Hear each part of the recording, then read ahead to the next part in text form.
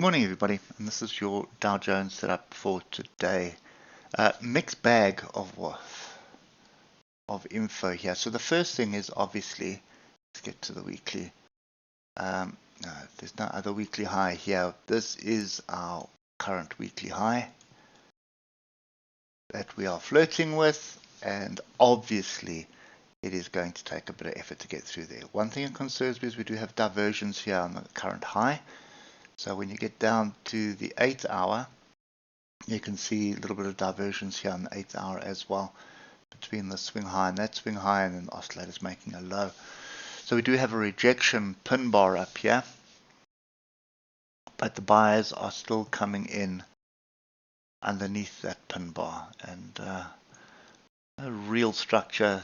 We're taking this 8 hour bar 41,150 area as support, which might be some structure on the lower time frames, but that's kind of what we're doing. And then if we drill down to the 3 hour, I was going to say you see a bit of a flag, but it's not that clear there. We'll leave that in. We'll look at it on the 1 hour and look at how the oscillators are separating here. So 3 hour, 8 hours saying caution.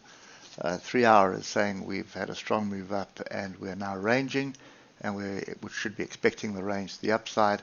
And if I just drill down to the hour and we just look at that flag,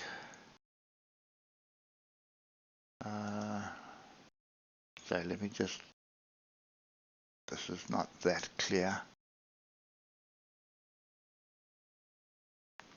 There's the bottom of the flag, and then there's one flag which broke. There is another flag which was set, and we've had a break and a retest of that as well. But we had some of the structure yesterday which didn't pay out. I think it was on the euro which it didn't play out. So take it with a pinch of salt. I think a clever move would be to ignore diagonals and just get your horizontals in. There's one more that I want to put in here, which is very clear. Okay, so now what are we looking at? We've got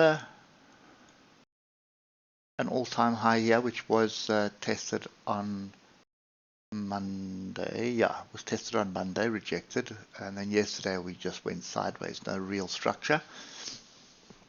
So I would definitely expect another test of this high at 41,413, but we are so close to where price is that it's just not worth it. It's 100 points. So for me, it's not worth it to try and second guess this, because you're going to have to be on a 5-minute or a 3-minute chart, and you're going to trade according to that, because you will hit this and you'll bounce off 41,413.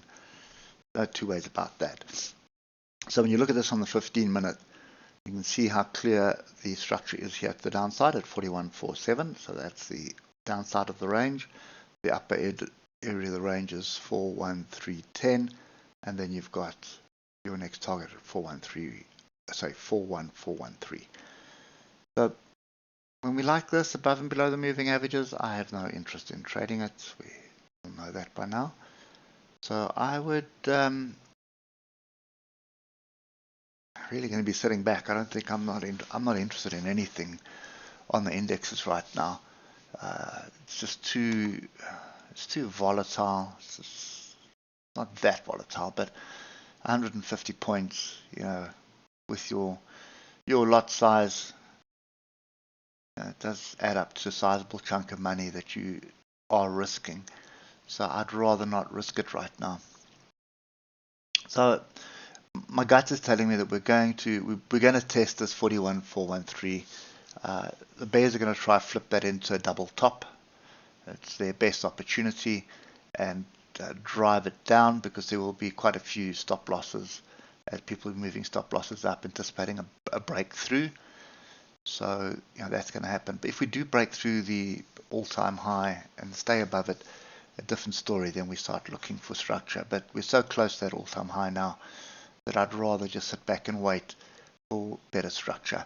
Now, the bearish case here would be a pullback lower down,